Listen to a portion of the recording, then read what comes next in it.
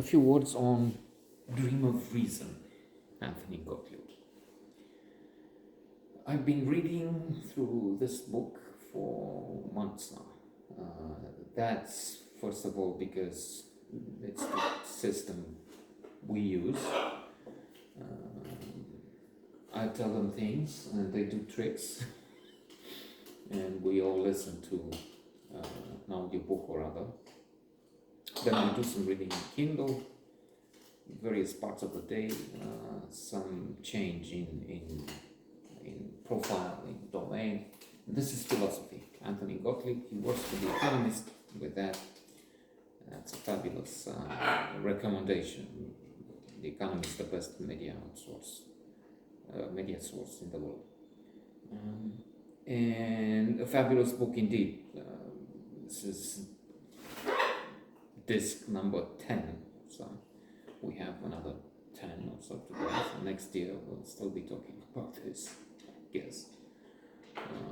Inshallah, who knows? World War III. And we learn so much from the classics, because we're still with the classics, from Epicurus, from Socrates, above all. I'm partnered with Socrates. It's just that I have a partner whose name is Socrates. He doesn't use it for some reason, which is the exact opposite. I'm called Ionescu Marian Realini, and Marian, something almost nobody knows, those who know me well. It's very common, and I don't use that. I use Realini, which is very bizarre, rare name, common fellow, but rare name. This partner, on the contrary, is called Dan Socrate, and he's using Dan. 99.9% of the people use Dan. I use Socrate. I find it more, that's unique. Why not? Perhaps he feels it's too pompous.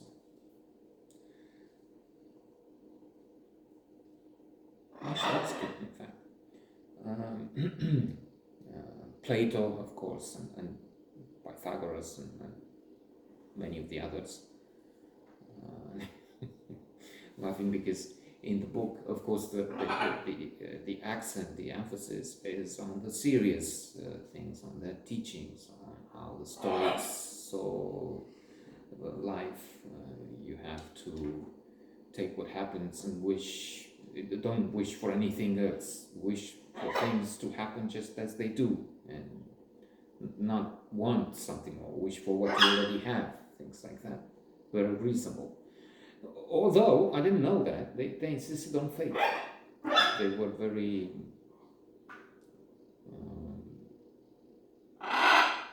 feeble from that point of view. I don't like that aspect that they were so lying or on faith. It's to the extent that they potolești pe faith. They embraced some aspects and theories just because they had faith at the center. But anyway, I'm a fan of the Stoics. One has to be in the circumstances, crisis and so on, war and pardon. Epicurus, there's so much misconception, in fact, about the Stoics. People see them today as those who deprive themselves of everything, which is not true. Take Seneca. Seneca was one of the most prominent, most important, perhaps the most important. Well, that's Marcus Aurelius, of course, emperor who was dissatisfied with life. Again, I'm learning from this, to the point where he saw death as a solution, as the ultimate escape from all these troubles we have. Something they pushed too much, I say. Okay, you always have this way you cut your veins and you're out.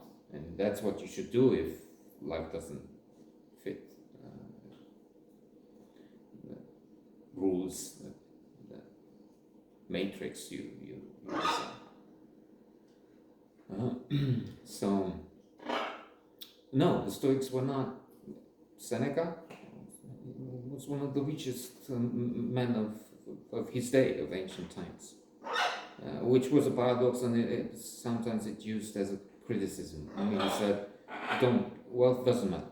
But once, so having said that, once, and if you have it, no reason to reject it, to burn the bills.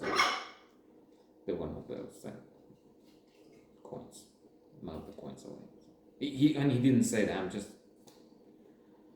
interpreting some of what he said, which is pretentious, me interpreting.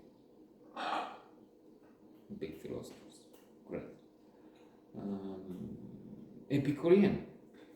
Also, it's not about eating all you can and dying of it, which was one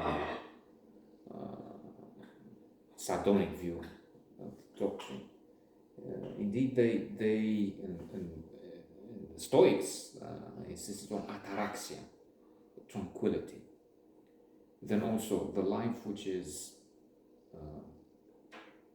virtuous, which is careful. You have to be careful not to have disturbances. That's the point. To be serene. And a life which is careful, so that doesn't have, will be a pleasant life. And if you have a pleasant life, you are careful, something like that.